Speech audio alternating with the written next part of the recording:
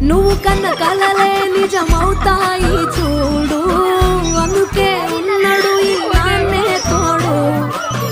దశరథ మహారాజే నాన్నై పుట్టాడు, నువ్వు రాముడంత ఎదగర నేడు.